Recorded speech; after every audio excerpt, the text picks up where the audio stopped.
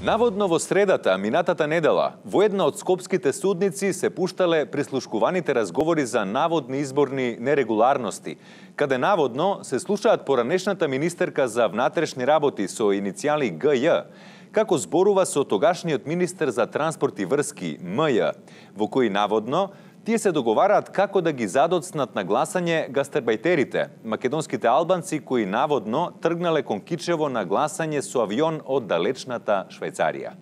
Во ред, Александар, тоа сепак е вест од далечната 2013-та. А кога сме веќе таму, да се подсетиме како изгледаа сервисните информации од тоа време. Од Министерството за внатрешни работи најавија дека е можно да се случи сообраќајна несреќа во која ќе учествуваат 2 или повеќе автомобили или евентуално да се преврти камион со песок на патиштата околу Кичево. Затоа внимавајте ако планирате да возите на кај Кичево или ако не сте за ВМРО ДПМН.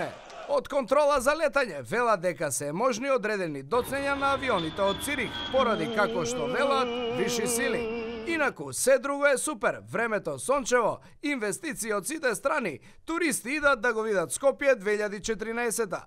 Имајте прекрасна 2013 година.